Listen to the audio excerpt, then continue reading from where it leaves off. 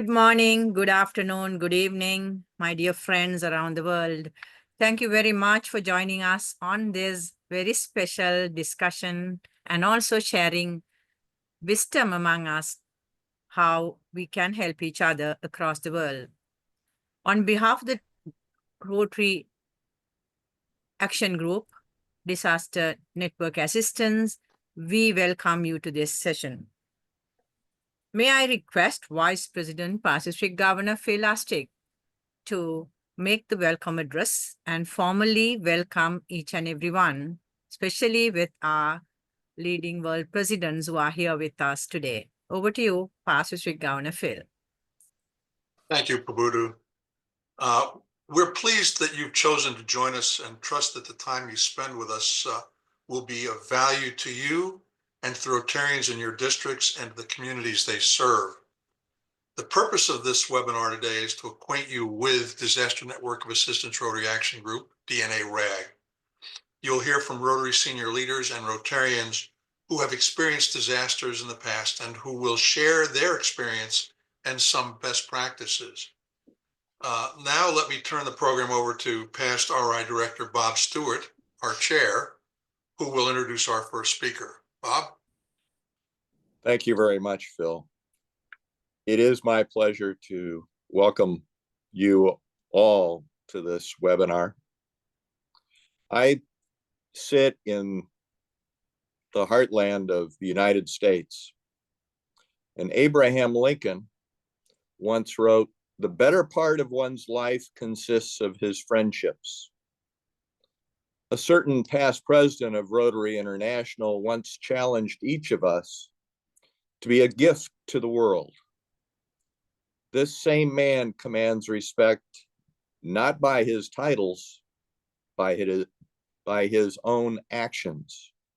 He's a self-starter, commencing from simple beginnings in his own garage to found PrintCare PLC, a global leader in tea packaging, and a member of numerous boards and charitable trusts.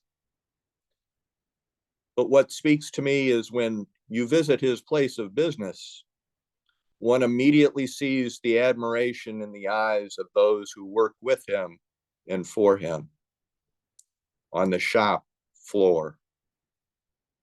A man who won't allow conflict or civil strife to impede the progress towards eradicating polio in his home country. A man who believes and lives the four-way test every minute of every day. A man deeply committed to lovely Vanite and his children. A man who has given me and my family one of the greatest gifts, his friendship. And now he offers his hand and advice and friendship to each of us, each of you. I'm pleased to introduce for comments for each of you, my friend and yours, Ravi Ravindran. Ravi? Ravi, please unmute yourself.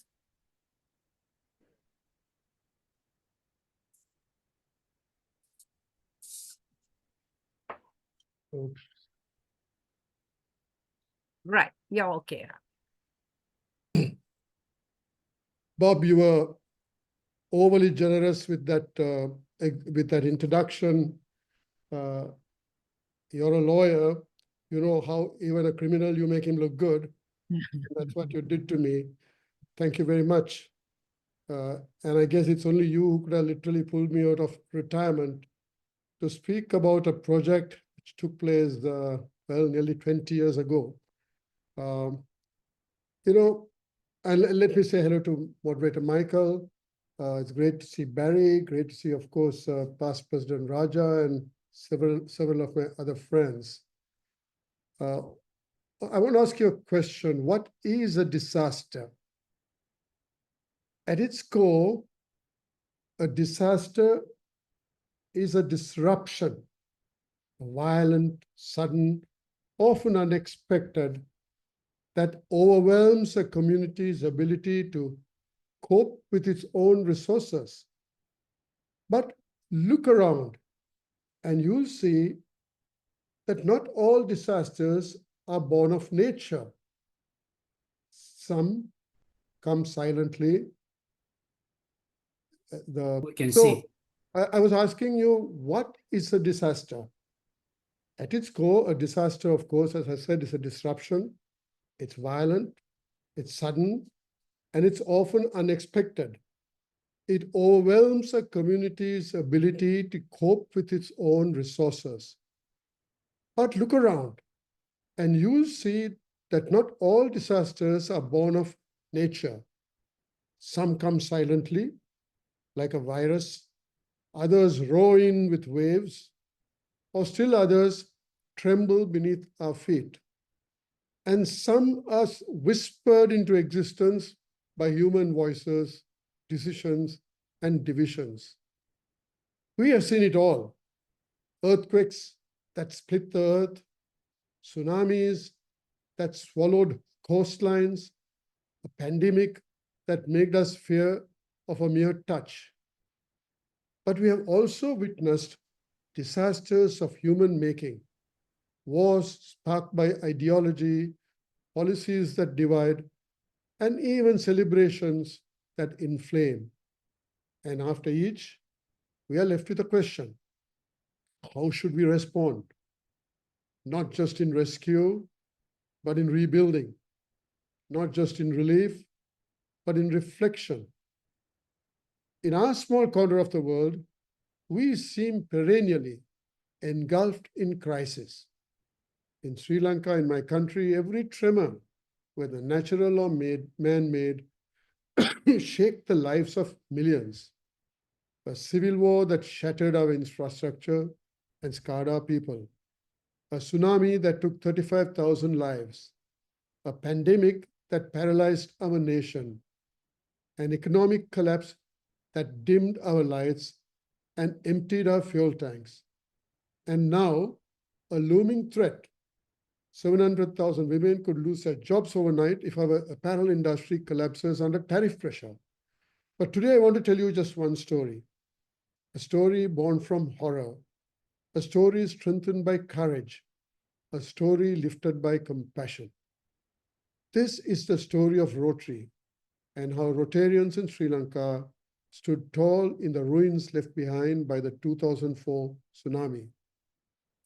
When the waves receded, they left behind not just broken buildings, but broken lives, roads, railways, homes, businesses, fisheries, all swept away. People's livelihoods were shattered. Generations of sweat and toil was washed away in just minutes or even seconds. Only rubble was left. The tragedy reflected or affected every single citizen. Almost everyone had lost someone, a family member, a neighbor, a friend, or a business colleague.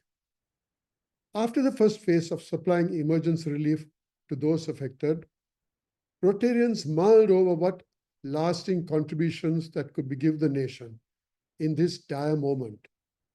We put the sight of bodies piling up behind us and focused on the options for relief available. There were parents who lost their children, and there were children who lost their parents. The plight of children was what drew us.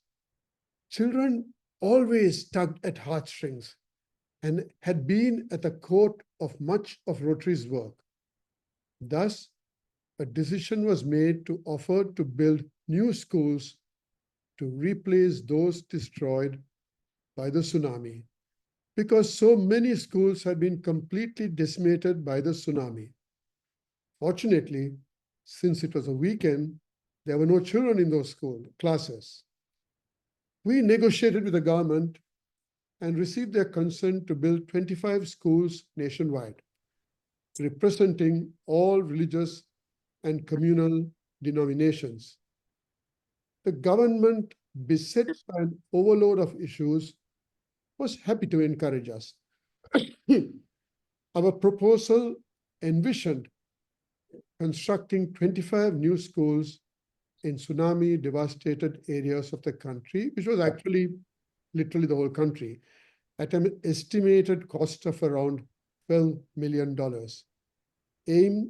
aiming to send nearly 14,000 children to school. An agreement was entered into accordingly. Of course, at that time, we had less than $2,000 in our bank. A trust called the Rotary Schools Reawakening Trust was established. I think we lost. An apex committee was formed to manage the project. Oh, we enlisted several architects to provide pro bono work and commission the drawings for the school. I'm glad to see our coordinator who ran it is present here in the form of Dan Schoeman. We got the electricals, the structural plans, everything literally pro bono. We had a full-time engineer and an office manager who supervised construction and employed full-time site supervisors. We were determined to turn tragedy into opportunity, build bigger and better schools. Finding financials, of course, was the first task. Fortunately, we had one anchor supporter in the form of Standard Chartered Bank. And it's interesting when I tell you that when I first it's interesting when I first went in to see him at the bank, the manager of Standard Chartered Bank, he was a Canadian, and I spoke to him about what a great idea it would be for the bank to have the bank in 25 schools. I told him, can you imagine 25,000? Oh no. So I went to the bank and told the bank manager, how would you like to have the Standard Chartered Bank in 25 schools, 20,000 children just growing up only with a Standard Chartered Bank, each one having a piggy bank, each one with a passbook. Imagine for the next almost eternity. And you know, he smiled and says, wow, it sounds good, but there's a catch, right?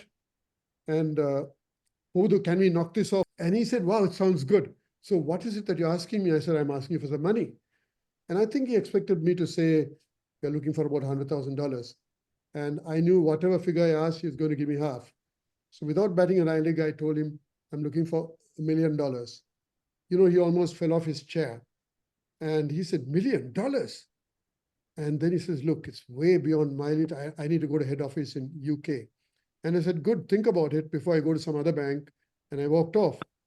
2 days later, I got a call from him and he said, you know, Ravi, what you discussed with me, we are willing to give you your $1 million. And there we were. We had this money to start with.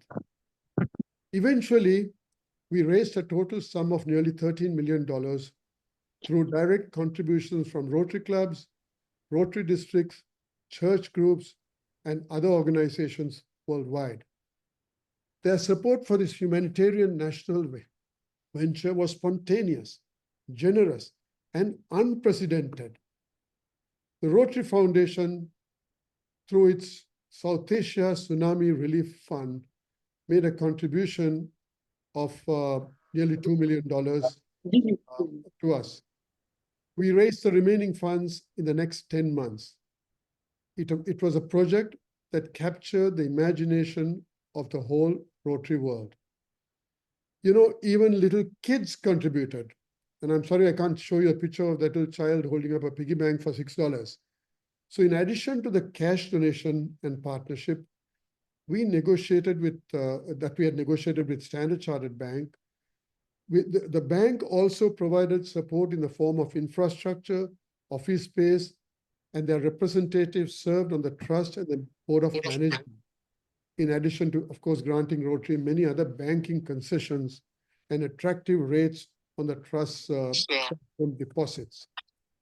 All the building contracts were awarded on a negotiated fixed cost basis with a performance bond in place. Thus, there was no question of escalation of costs, except in the schools where contracts were terminated for non-performance and subsequently re-awarded. Each construction site became the responsibility of 2 clubs under the overall command of the main apex committee that we had. To begin with, Rotarians were never under any illusions that the task that their undertaking would be an easy one. They were not wrong. The challenges thrown at them have been daunting. At the outset, despite the ongoing civil war, we agreed that schools would be built throughout our country. That included areas under the control of militants and those still considered conflict zones where the government really had no control. This decision aimed to prevent Rotary from facing accusations of bias towards any one community. As the project started, unscrupulous contractors demanding unconscionable rates, land and access issues, an outbreak of conflict in and around work, and the resulting humanitarian crisis as a result of conflict took precedence over the building efforts, very often hampering the progress in certain schools. But Rotarians faced these situations where both they and the contractors had to cope with flying bullets and buried landmines, and where half-built schools were forcibly converted into army barracks or shelters for displaced refugees due to various circumstances. However, the resolve of our Rotarians remains steadfast and unwavering. As I said, the resolve of our Rotarians remains steadfast and unwavering in the face of the obstacles we encountered, and we always seem to make steady progress. Our one school, for example, was 85% complete when hostilities broke out again. This area was heavily mined, landmines, and we were not permitted to access to the school due to security concerns. Now, reportedly, the school was converted into a hospital during the final stages of the war. The construction of schools in non-conflict areas from drawing board to completion, including fundraising, varied from 10 months to 3 years, depending on their size. And remember, each school starts from 100,000 square feet to 400,000 square feet.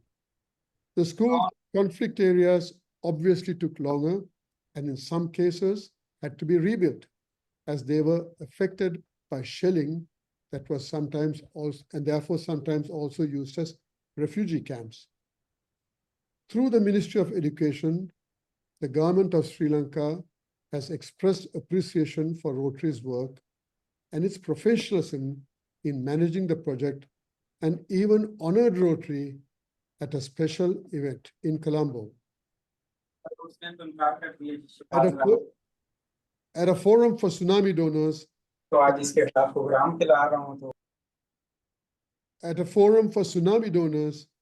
the governor of the central bank has also referred to the Rotary project as the best practice model to follow. One of our Rotary schools in a coastal town was awarded the prestigious Jeffrey Bawa Award for Excellence in Architecture for its design and quality of work.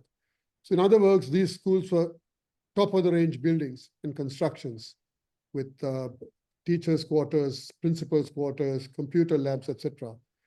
The current capacity of the schools Rotary built is approximately 14,000 numbers, and it is reported that most of the schools are already filled to this capacity. Now, we had several partners in this project. Microsoft Sri Lanka, for example, provided the software needed for every single school's computer center and also offered basic training for the staff. American Red Cross assisted us with the plumbing, sewage, and sanitary works in all the schools, so that was taken out of our construction costs. Room to Read USA provided us with fully equipped libraries in every school. We had outsourced the accounting to a well-known firm of chartered accountants, while the financial audits was entrusted to PricewaterhouseCoopers. By prudently managing the funds in their custody and carefully regulating cash flows, Rotarian earns substantial interest income during the construction process, and this income adequately covered the total project administration costs, ensuring that all contributions received was entirely utilized directly for the project and not for any administration. This means, mind you, not a single cent of the money received was allocated for any purpose other than expenses directly related to the construction cost. For your information, the total administrative expenses for the entire project were approximately 3.16% of the final project cost. That is perhaps bettering even the Rotary Foundation, if I may say so. These figures are commendable benchmarks by any standards.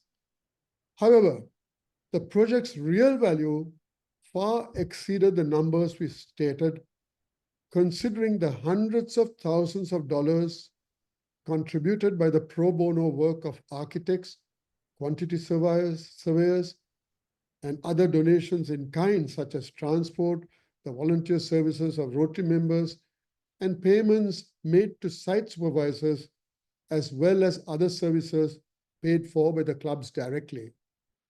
This also includes the value of office rental and office equipment provided by Standard Chartered Bank, and the value of land, all of which was either donated by the government or by other well-wishers, students, religious groups, etc. We never paid for land. We refused to pay, in fact.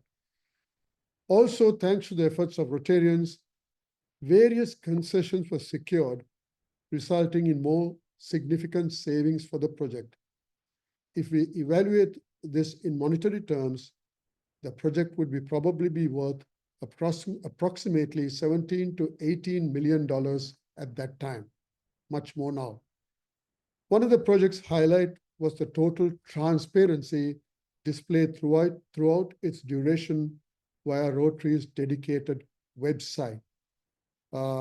That's what really brought us all the donations, because everyone could see how their money was being spent. And we had a picture of every school and the construction phase at every 2 weeks intervals. And if there was no work done, we had a picture saying no work due to rain or whatever the reason was. So the donors just loved it. The website included every detail of the project. Every dollar received and spent was documented therein, along with regular photographs updated on the progress of building work in each school. Naturally, the website recorded an enormous number of hits each month, and it had garnered international acclaim for the breadth and depth of its coverage, establishing the integrity with which we handled those donor funds. Of course, we had some problems. For example, the contractors in the eastern area came and said, look, you're putting all this in the website, how much we are paying, and we are being asked by the militants to give 10% of our money to them, because that's the way they are running that place, money from trade transactions. We had a meeting with our donors, and the donors said, very reluctant. Then they said, okay, these schools, we said we have no choice. We have to pay these guys, otherwise they won't let us build. And the donors said, go ahead. But having done that, having agreed to pay, our committee met again, and we said, why should we pay these guys? We are doing charity. They also should contribute. And we called the contractors and said, we won't pay you. Now, a few days later, I get a direct call on my direct line. That time there were no cell phones. It was your land phone. And someone said, Mr. Ravindran. I said, yes. They said, I'm so-and-so from such and such a place. You have stopped a legitimate payment due to us. I said, what do you mean legitimate payment? He said, no, this 10% is what all traders have to pay operating in our place. I said, look, I had nothing to do with this. This was the committee, and the committee is very strong, and I'm just, I had nothing to do with this. And he said, Mr. Ravindran, we know you're behind this. You must understand. I mean, he gave me a bit of a lecture, and he said, you must understand that if you do not go by this, there will be consequences. So I said, look, in that case, we might stop the building and pulling out all our schools. We don't have to build. We'll just leave the schools. And then they said, no. We want you to build. We want our children to benefit. We want you to go ahead. But you need to pay us what is due to us. I said, I'm sorry, that's not possible. And then he told me, Mr. Ravindran, we know you travel a lot. Understand that we can get you anywhere. I went cold. I mean, that was a straight threat at me. And I told him, listen, I'm a trustee of the Rotary Foundation. I'd just been appointed trustee. And if you touch a hair on my head, your funding will get cut off in every single country where Rotary operates. And I put the phone down. Now, I knew that was a big bluff. The best that would have happened was Ed Futa would have had a note saying, we're sorry to lose so-and-so, donations can be sent to some place. But the bluff worked, and they left us alone after that, and we went ahead and finished it. We commissioned a specially designed monument of 2 students rising up through the waves, and this monument was placed in every school, and I'm sorry you can't see the picture, and it still stands there. But Sri Lanka's story is just one chapter, as my time is running out, in Rotary's Global Book of Compassion. When the earth shook in Haiti, Barry Racine rose to lead with resolve and vision. When Myanmar trembled, I read about Jason Lim at the forefront, coordinating aid, restoring dignity. When Nepal faced devastation, Keshav Kun was there, turning rubble into resilience, because I spoke to him about it. I was trying to help him. And this very session we are part of today, this moment of reflection and learning was made possible by past RI Director Bob Stewart, who along with Pubudu was responsible for waking me up from my deep slumber and getting me over here to talk to you. It's his vision and commitment which brought us together to remember, to be inspired, and to renew our purpose. These people are not just leaders, they're examples, what it means to serve when the world needs you most. In conclusion, friends, let me just say that disasters will strike again and again and again. We can be certain of that, and I guarantee that. Some will rise from the earth, others from ourselves. But every time we will have a choice. We can retreat or we can rebuild. We can despair or we can dream again. We can count the losses or we can uplift the next generation.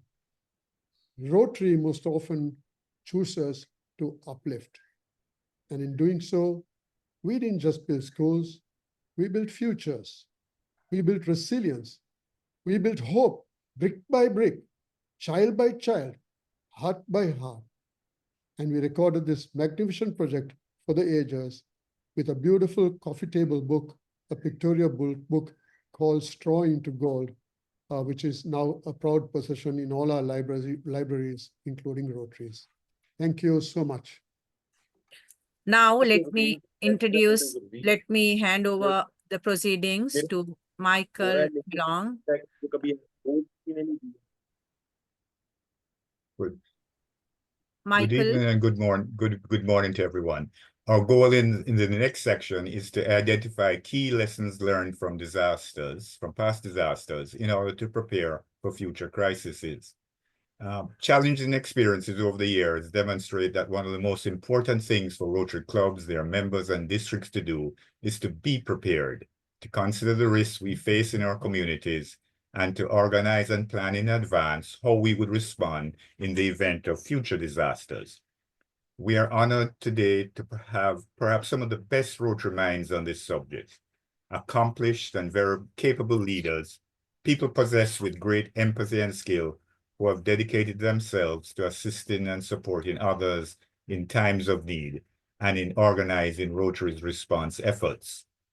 Our hope is that by listening to their sage advice, you will become more committed and capable to join in these efforts.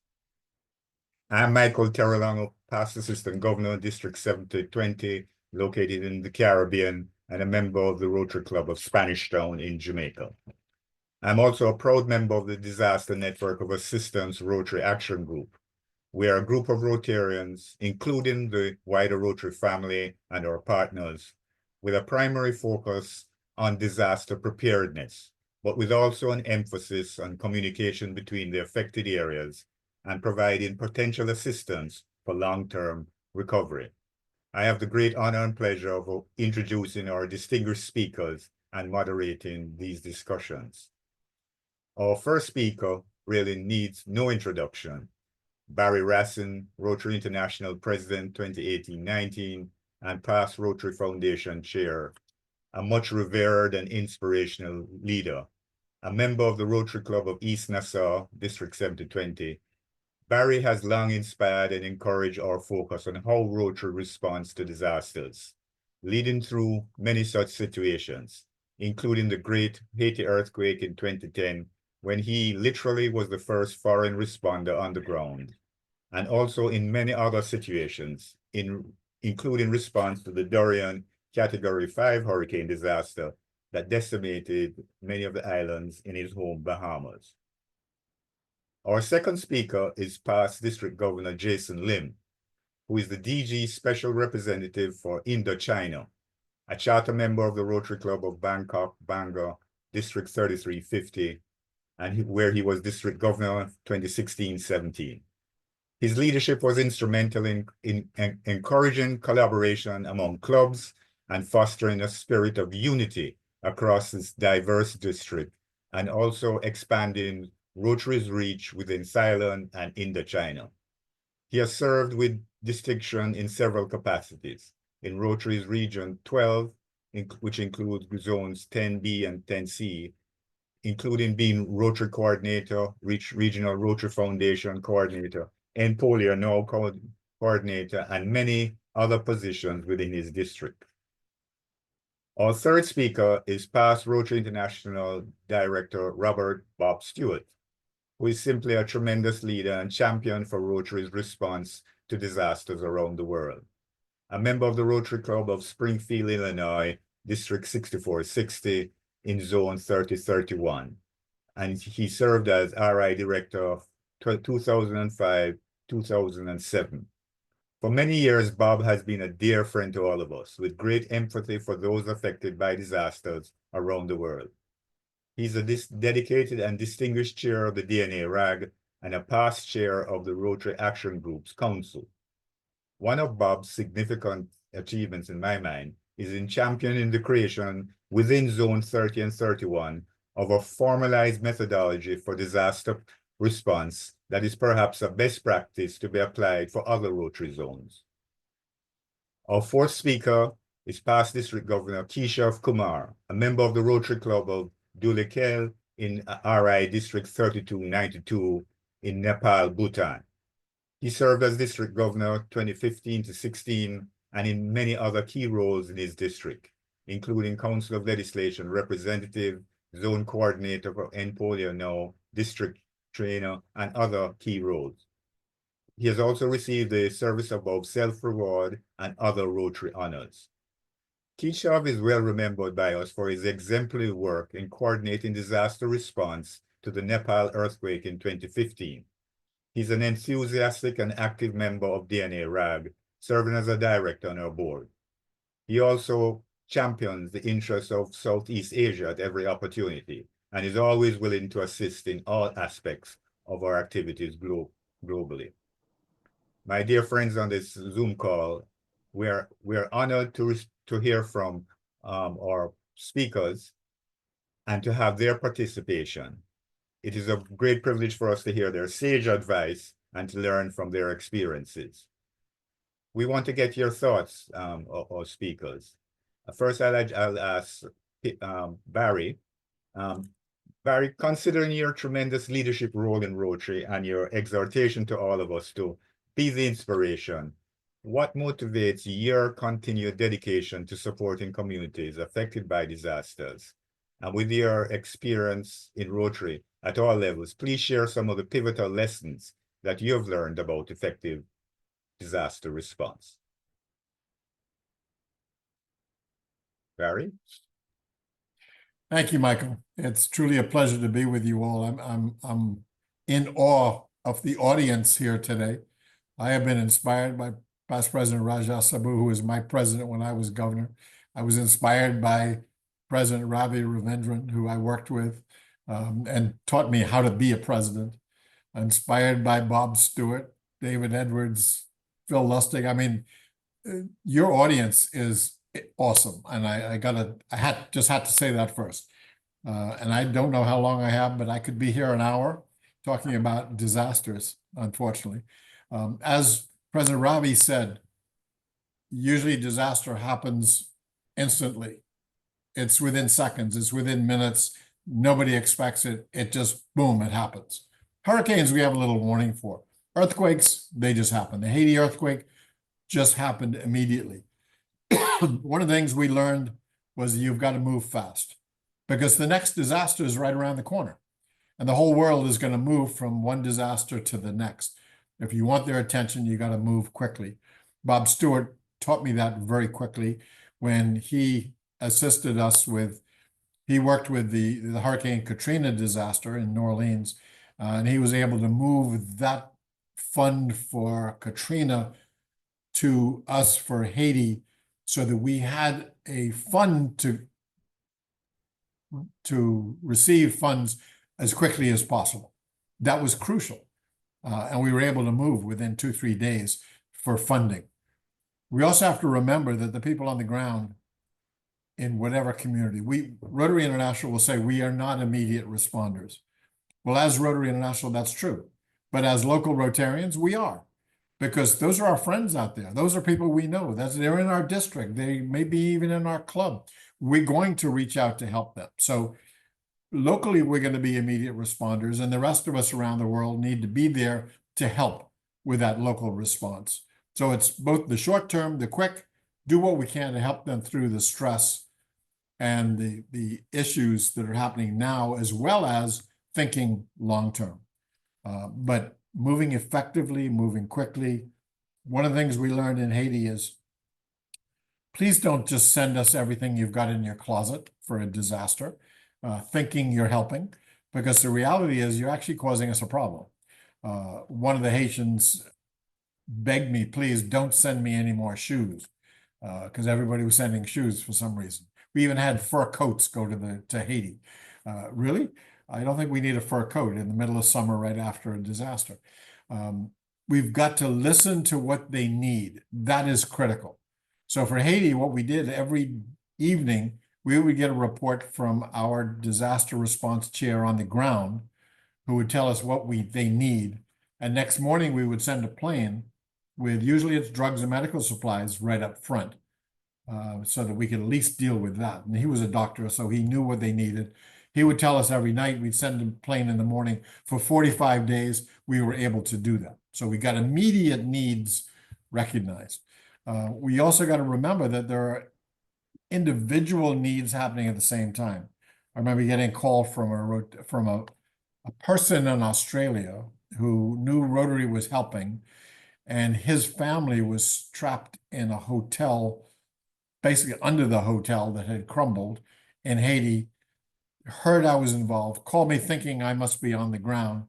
I wasn't, but I was able to call a Rotarian, and we were able to get somebody there to help the mother and one child out. The father had fallen on one child, saved that child's life, but the father and the other child had died. But Rotary was able to save those two individuals. Hundreds of thousands of people died, but we were able to save a couple of people where we can, and that's important. Rotary was out there on the streets doing what we could to help, and we've got to remember we've got to do that. We've got to work short term. We've got to listen. We've got to concern about the individuals. I remember calling it, not on Haiti, but in Georgia, calling a district governor right after a tornado, and the stress in his voice was incredible as he told me that he was standing in the middle of his house and he could see out both sides of the house because there was no doors or windows left. The trauma we need to deal with. We need to do what we can with psychologists, which we should plan ahead for. Who are you going to call when the next disaster happens? So we've got to deal with the immediate. We got to work quickly. We've got to be organized. We've got to think about it. We can't just do it haphazardly. Really important. But we've also got to start thinking about long-term. What are we going to do long-term? We're going to raise funds quickly. And what are we going to do with those funds at some point? We don't have to make those decisions right away, but we have to think about that. So for Haiti, we said, well, look, we've got 100,000 children who are now orphaned. What are we going to do for these children? And what we said is, all right, let's rebuild the schools, because we thought and realized that the children who don't go to school don't get any food. If we want them to get their nourishment, then we need to help. So we rebuilt 40 schools in the long run. We sent word out to the Rotary world. We've got an account. We've got needs. Please send donations. We raised $6.5 million. And my thanks to Phil Lustig, who's also on this call, who was the treasurer. and made sure that we tracked every penny of that $6.5 million. And I think it's safe to say we had absolutely no administrative cost. We used every dime we had to spend it on relief efforts for the long term. We did 105 projects. We kept information and data not only on every one of the 105 projects that we approved, we also kept information on every one that we got requested for and did not approve. So at the end of the day, we knew exactly what we did, what we didn't do, and why we didn't do it. It's also important to have a team. Within less than 24 hours of the earthquake, the district governor called me and asked me if I would head up the relief efforts for Haiti, which of course I agreed to immediately. And I immediately turned with, since Bob Stewart was going to help us get the funding, I asked Bob Stewart, John Smarge, and Eric Adamson to be on the team of the Donor Advised Fund so that it wasn't just one person making decisions. This is a team effort, but a team that's going to respond quickly. And we were able to make decisions very quickly, and so that we could respond to what those needs were and monitor. It's also important when you're doing these long-range projects, the relief efforts after the disaster, that we know what the needs are, but also we're not on the ground. Therefore, we don't send all the money to do the project. We send a little and we see that that's done. We monitor, we track it, we make sure that the money is being spent appropriately. And I remember one project we did, we weren't 100% successful. One project we did, and I insist on getting a report and photographs. And I remember this individual sending me lots of photographs of toilets because we were rebuilding toilets in this particular community. And when you look carefully at the photographs, you could see that it was the same toilet from various directions. So it wasn't that they had 10 or 12 toilets. It was they had one with lots of photographs. So we pulled the plug on that and didn't spend all those funds on that project. We were able to use them on others that were working properly. So you've got to monitor what you're doing. You've got to be very careful with it. We've got to track all those financial details. And we did. You got to report on it. All those donors who gave the funds want to know that their funds were spent properly. So you got to report and get back. Really important. And one last thing I want to talk about is, could a disaster hit your area? If so, are you planning for what you could do ahead of time? And I'm going to give you an example. There's Mike Stafford is on this call today. Mike is from Freeport in Grand Bahama. And we know that his island is going to get hit by hurricanes. My island doesn't get hit half as much as his does. And when they get hit, they're basically at sea level. So when they get hit, they're going to be underwater. And that's going to cut off power, cut off water, cut off everything. And so, okay, we decided let's get a global grant and help Mike with a water plant so that in a disaster, he has water for the population of the island. And that's what we did. And he monitors it even right till today from all those years ago, so that it's maintained, it's always ready. It's only used in a disaster. So we're not competing with the local water companies, but when there's a disaster and there's no water for anybody, they're going to both line up there, but also Mike has arranged for trucks so that we can take the water out to other locations. That's planning ahead. We know we're going to need it. Let's be ready for it. We also, in Nassau, we have a portable water device that we can take to whatever island has the next disaster so that they're going to have water as well. So we're trying to plan ahead, be ready. And I think I've probably gone way past what I should. So Mike, I'll turn it back to you. Thank you.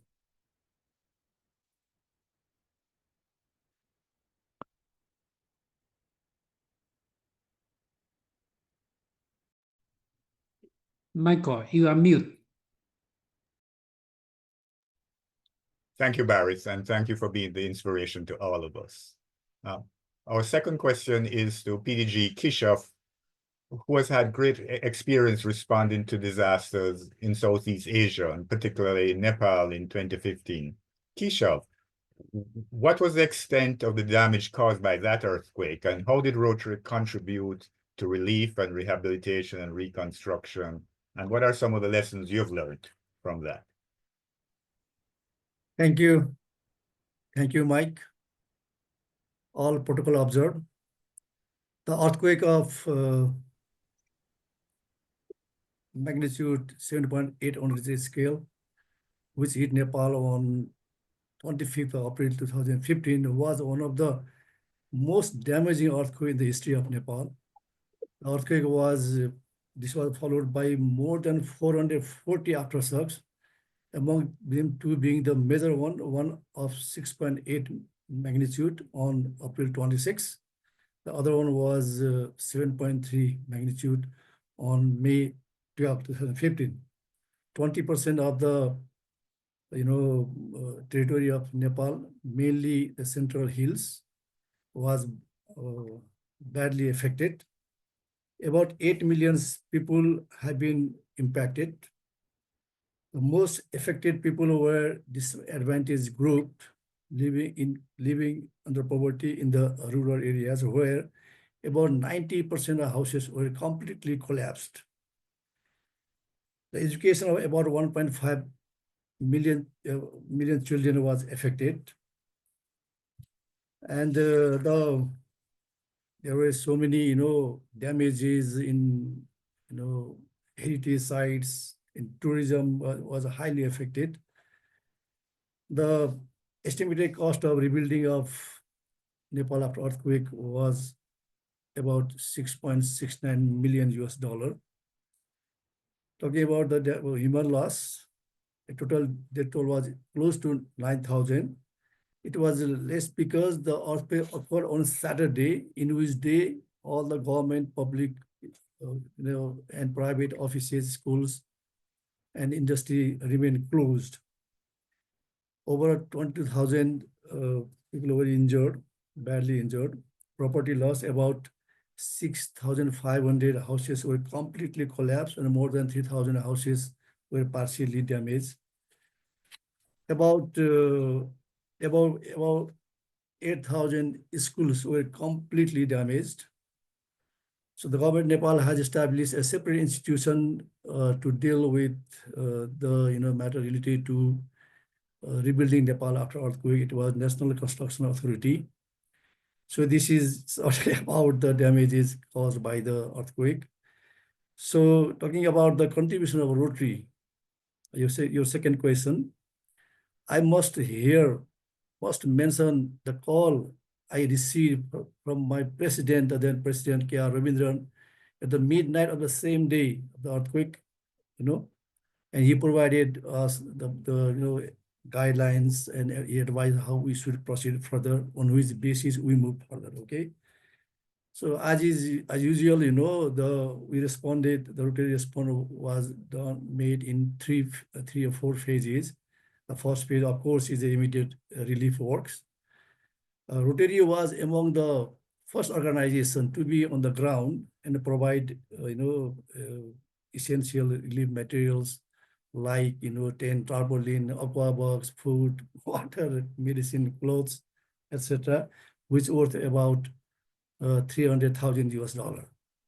Second phase was the construction of temporary shelters and learning centers.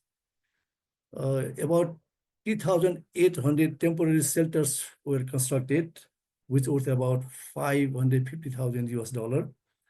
And about 75 temporary learning centers were also built.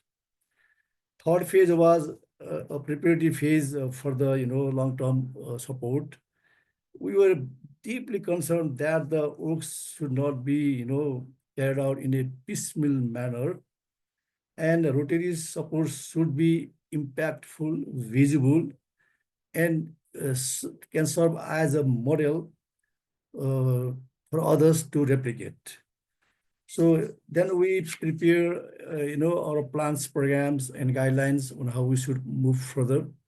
We establish a separate, committee to deal with all that is related to the, response to the, permanent construction.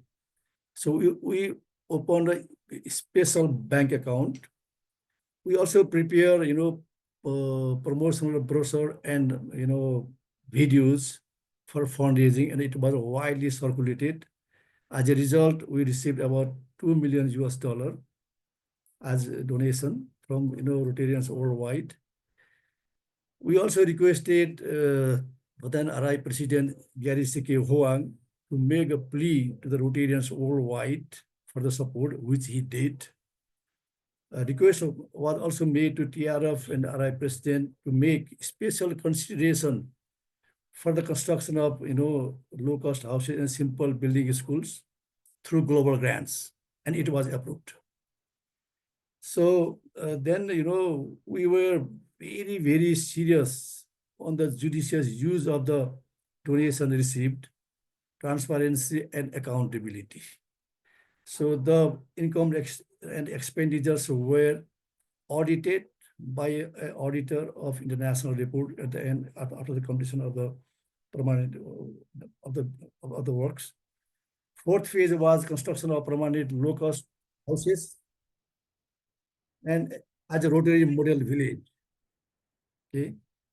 Before entering into the construction of permanent houses, some members of the community or village were trained as masons and carpenters so that they can be involved to build their own houses. And this could be a kind of, employment opportunity for income generation for them in future. So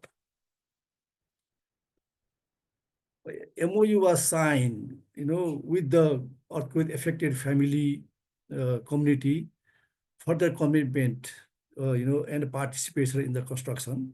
So they must be contributing something through labor or something like, which they did. With the $2 million raised, 3 model villages were constructed with the total houses being 165 and 2 to 4 rooms in each houses. And about 41 schools were constructed mainly in the rural areas. The Rotary model village has been developed, in a holistic and integrated manner, which included water system in the village with the water tanks and pumping stations, installation of public water taps, toilets and bathrooms for each houses, biogas facilities, community hall to accommodate 60 to 100 people, repair and maintenance of roads, distribution of fruits to each household for the purpose of income generation. And we have constructed entrance gate with signboard of Rotary Model Village, and Rotary signage was put in each houses and school with the name of the donor and the house owner also. Right.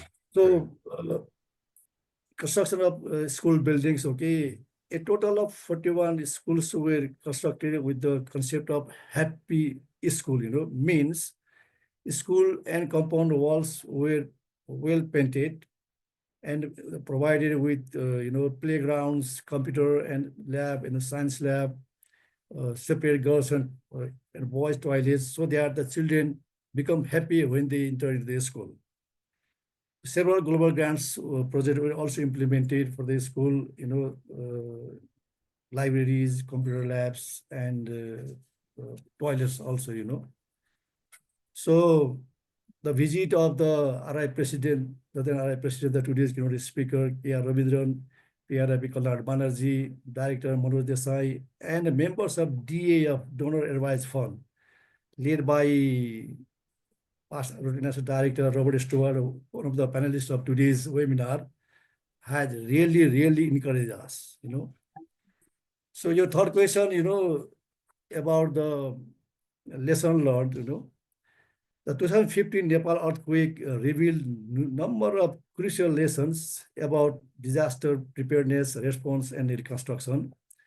Investing and deploying early warning system can really provide valuable time for people to take protective measures.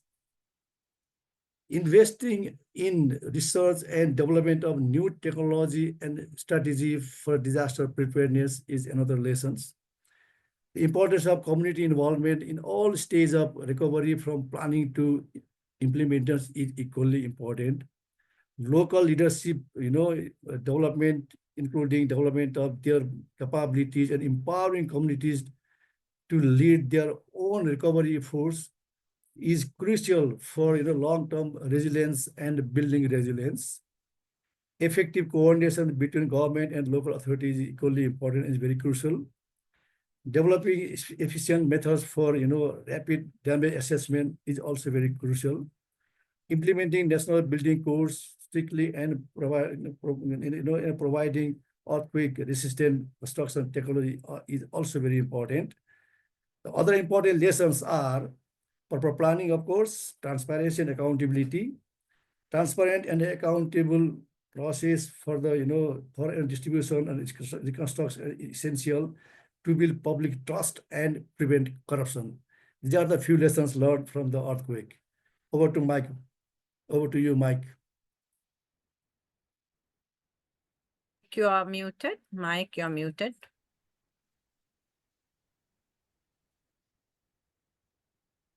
Thank you, PDG Kishal, for all you do and continue to do. That sets us up perfectly, I think, for the next speaker, PDG Jason, who I'm going to ask. PDG Jason, please give us your thoughts on the matter of the moment, the current situation in Myanmar and Thailand after the devastating earthquakes there, and what role do you think Rotarians can do to help those affected communities? Thank you, Mike. It is my great honor and pleasure to be given the opportunity to share the current situation for the 2025 earthquake in Myanmar. Sad to say, on the 28th of March, 7.7 magnitude earthquakes happens in Myanmar. This earthquake is the strongest earthquake to hit Myanmar since 1912. 17 million people were affected. Current reported as of 17 April. Fatal rate is at 3,645 and estimated fatals are expected to be greater than 7,000. Building infrastructures and cultural heritage sites are damaged and destroyed. The total exposures of buildings and infrastructures is at US 248 billions. Majority of the assets in Yangon, in Shan, Mandalay, and Sagaing states or province. There are 4 states in Myanmar that are heavily damaged. They are Mandalay, Sagaing, Bago, Naypyidaw. These 4 states are mainly located at central part of Myanmar. Look at the collapsed buildings in Mandalay. The expressways at Naypyidaw are also damaged. Many people are injured. And they are forced, many families are forced to the temporary shelters. Hospitals are also damaged. Many casualties and people died. Search and rescue operations continues. The religious sites in Mandalay and Sagaing are also damaged. The historical sites in Mandalay is also damaged. Look at the Sagaing Bridge, it collapsed. Even Mandalay Airport is also damaged. People are in panic situations in both Mandalay and inland states when the building collapsed. Immediately when District 3350, under the leadership of Governor Patsri, we have come out together with the Myanmar Rotarians, a 3R concept for this 2025 Myanmar earthquake relief. For the first 10 days, immediate and response action is being taken. The first 90 days, recovery action will be taken. And for the long-term plan, rebuilding actions will be taken. During the rescue phase, we are providing first aid, medicine, food and water, and equipments for recovery and rescues. For the recovery stage, we are providing temporary shelters, water purifiers for clean waters, rebuilding toilets for sanitations, and also hygiene. Disease preventions and minor treatments is also being done, maternal and child health, psychological care for children for aftershock. For the long-term plan, we intend to build earthquake-resistant buildings, schools, shelters, hospitals, etc. We are also doing the rehabilitations for community and economic, supporting basic educations and literacy support. What we have done during the rescue phase, $213,168 in cash are being spent for 61,131 beneficiaries in Mandalay, Sagai, Inle, and Naypyidaw. For the recovery stage, we have only spent to date 39,000 in cash and in kinds for 28,000 beneficiaries in Mandalay, Sagai, and Inle states.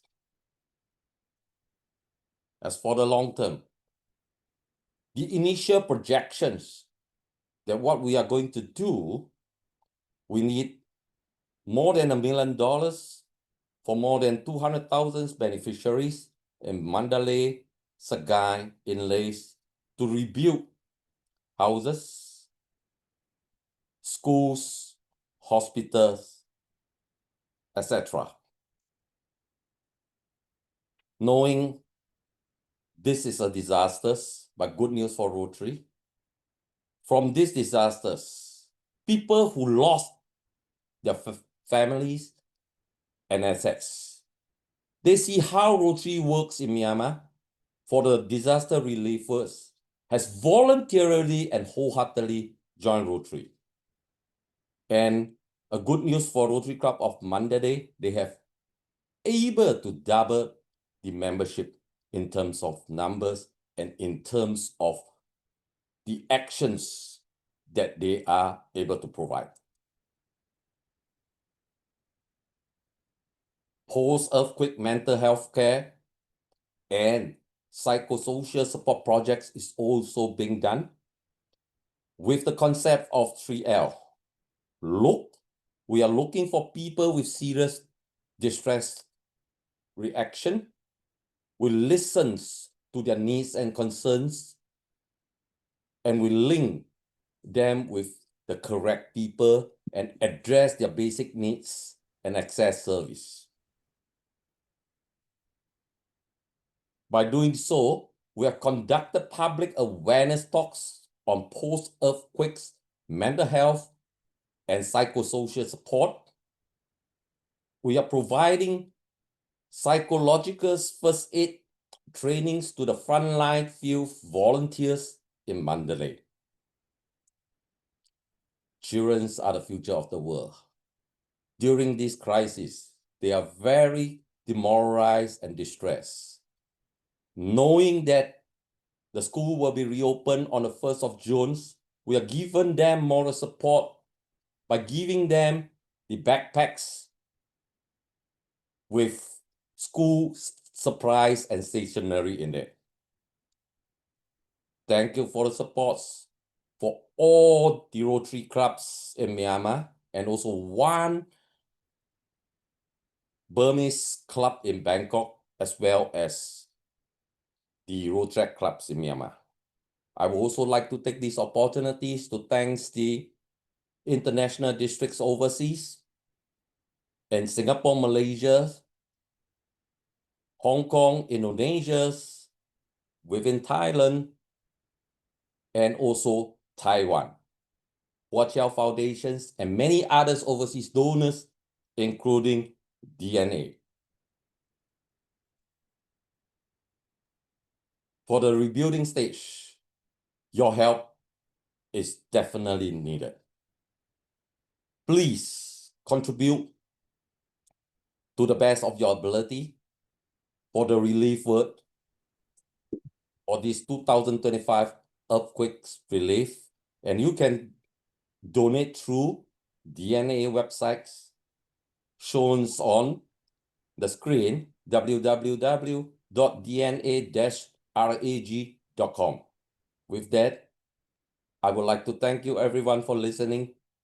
And we are the magic of Rotary. And now we unite for good. Over to you, Mike.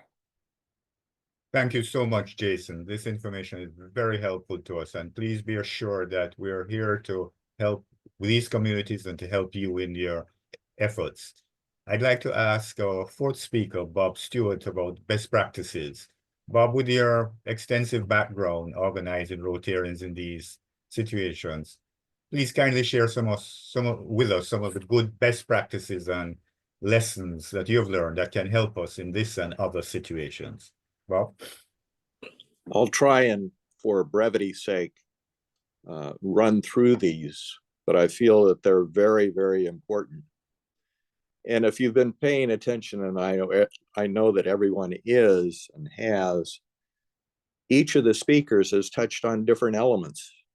And let me just bring them together. Each of us is passionate about the concept of disaster assistance and response.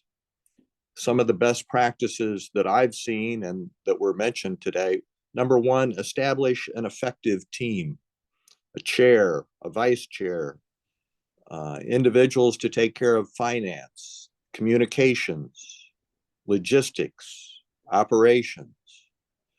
And if you're searching for training and organizational materials to build that team, you can find them on our DNA RAG website that Jason just advised you on.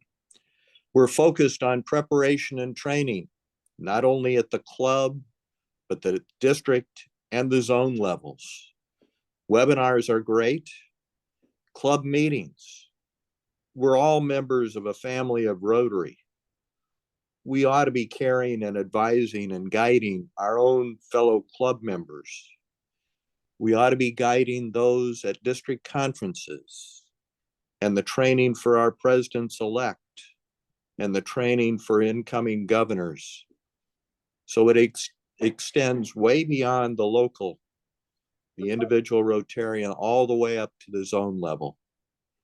Establish relationships, governmental agencies and entities and NGOs, fellow non-governmental organizations that reach out and assist. Without those contacts in advance of the disaster happening, we won't be allowed on the site. So it's critical that we establish those relationships. Financial structure, set up that account to receive and disperse funds so that it can be done on less than 24 hours notice. Waiting until the disaster is a disaster on a financial side. Take advantage of grants, the Rotary Disaster Response Grant, global grants, and grants and funds in regard to significant impacts. Perform and evaluate on a local basis, geared to local needs, a needs assessment. Communicate the impact of the disaster, the continuing visuals of before, during, and after. Establish immediate donation account contact info and get that out across the globe. Contact DNA RAG and others, Rotary.org.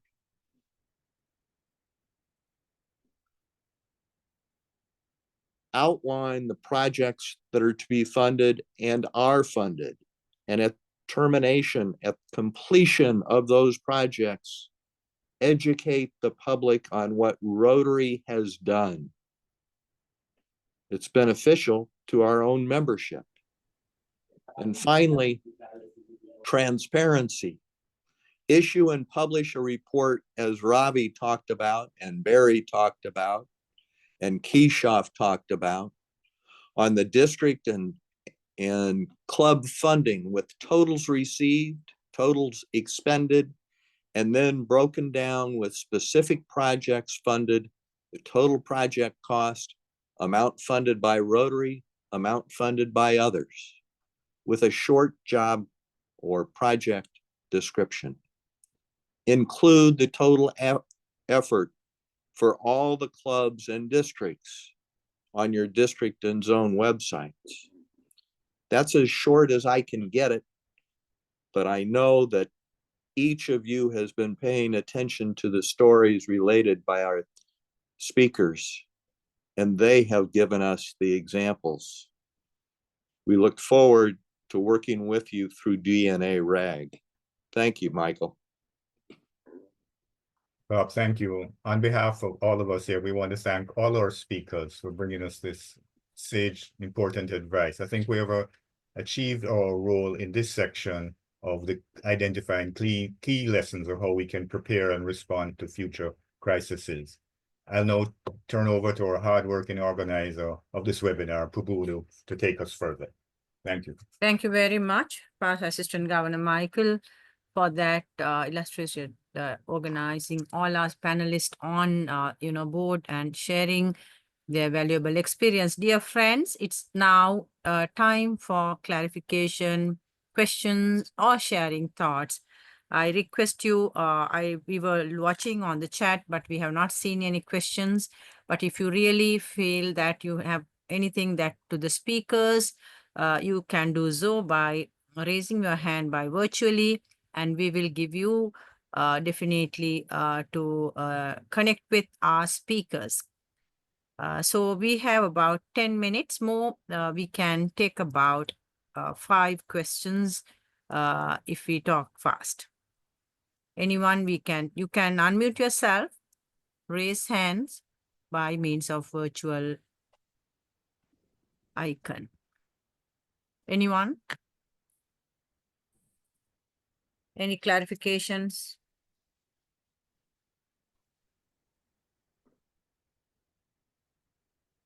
Could I ask a question on behalf of all of us? Yusuf, Jalal Jal, you can unmute yourself and ask your questions or the thoughts. Yeah. Your voice is not coming up, Yusuf. Just check your mics. Is it okay now? Yes. Now is it okay? Yeah, you're okay. Yeah. Can you hear me? Yes. Yes, we can hear you. I'm from Rotary Club of Lahore Liberty. Yes. I listened to all the talks and very inspiring talks about disaster management. And the question I have is, it's very important when disaster takes place or natural calamity takes place to provide emergency relief. But along with that, the affectees needs psychosocial support, trauma counseling, mental health issues. As soon as the calamity takes place or disaster takes place, for example, in the beginning, Ravi showed some pictures about the dead bodies and the disaster caused by houses were destroyed. So as soon as disaster takes place, psychologically people suffer. They go into stress, anxiety, hopelessness, and mental health issues they face. And for me, along with the emergency relief, it's very important to cure their anxiety, to cure their traumatic stress, because when somebody's loved one is died or their houses is destroyed or property is destroyed, they are in utter trauma, and they don't know where to go and whom to talk, and people should be there to assist them, not only with the material things, but with psychological and moral, it should be raised and kept so that they may accept the emergency relief reasonably and as a good, good human being. So this is my question. Mostly in Pakistan, also when we have disasters, many organizations and government they go on distributing the goods and material things, but they forget this aspect to cure the anxiety, the traumatic stress they're facing, and the mental agony they are going, Yeah. the hopelessness they have in their life. So this is Thank you, if Yusuf. it's added So with your along with the question material, is very good. for any particular disaster presented by Ravi, Barry, or Keshav, or Jason, or may I request Past Rotary International President Barry Razin or Ravi or Bob to make a comment on the general. I guess he made the comment on general. May I request Past Rotary International President Barry? Yeah. Sure, I'd be happy to respond. Well, again, we talked about preparation and planning ahead. What we do in my country is we have a list of psychologists that we maintain that we know when the next hurricane comes and we have a lot of stress, that we can call on them pro bono to help us to talk with those who've been hit locally. Again, it's about you've got to know that's part of the program. You've got to be ready to plug them in as soon as you need it. So you're right. Thank you, Past President Barry. Bob, you wanted to add as our chair and the experience that you have been, gaining through all this. Yes, Bob. I would mention that DNA RAG is one of 25. There is a mental health Rotary Action Group. And I've been involved in a number of disasters, hurricanes, etc. And in each one, we have found as we do the needs assessment that mental health and trauma comes into play. And so we have funded grants to assist along that line. Thank you very much for those comments. Thank you, Bob. Ravi, do you like to add anything on the schools aspects or the children on the schools rebuilding project in Sri Lanka? No, Prabhudu, that doesn't really answer the question. And I think Bob and Barry covered it sufficiently. Yeah, thank you so very much. Anyone else? Yes, Phil, you have a comment to make? Pastor Shigana Phil, yeah. Yeah, I think Barry will agree that one of the things that we discovered early on in 2010, as far as mental health was concerned, was getting the kids back in school. They're traumatized. There's no question. 350,000 people died in that earthquake. That's mind-staggering. But getting the kids back into some normalcy, and believe me, there's nothing normal, but getting them back to something close to what was normal, putting them back in school is so critical. And I think Barry will agree with that. That was one of the key elements of what we attempted to do in 2010. Thank you, Phil. Yes, Jason, I'm sure you have more to say with the current disaster on That is a very good question, which currently in Myanmar, we are already doing that. What we do is that we train the frontline volunteers. They are people on the ground. And first, they will be the counselors and counsel them. That is the immediate actions that we should take. And children's, like I say, is the future of the world, right? We actually visited them and make sure their morale is back to normal, and giving them counselings, small gift like toys, really brighten up their day. And we know that the school is going to reopen, and we give them the essential school supplies and the backpack. These are all the minor things that many people may overlook. Thank you. Thank you very much, Jason. Yes, Jimmy would like to add any comments or the thoughts. Jimmy? Very briefly, it's during the pandemic, just as it started in Scotland, the three districts got together and worked with the National Health Service to provide mental health support and training. And the DNA obviously planned to do things like that by linking with the other RAGs, as Michael said. And we also will strive to encourage people to get involved in the preparing for disasters, because you don't know when it's going to happen. And the very things that Jason's just pointed out, yes, if you can prepare and have a group of people you can call on, then that would be great. Thank you, Jimmy. Any other questions, clarifications? Friends? Anyone? Just we can give about 1 more minute. If anyone wanted to, and I'm sure that, you can log into our website and just, you can see lots of things that we have been searching for, you have been searching for. All right.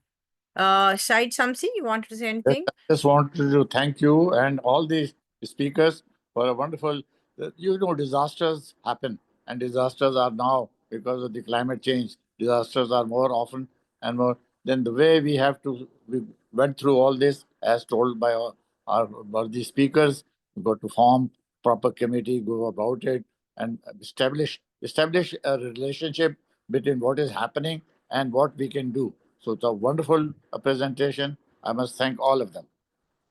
Thank you, Past Governor Shahid Shamsi. Yes, Jimmy, you wanted to... Rudu, there's a question. There's a question in chat from Dr. Rohanathan. At which point do you dismantle a task force and hand over the task to the ground level team who usually do this task? Okay. May I request Bob to answer this question? Bob? Or Phil? One of you.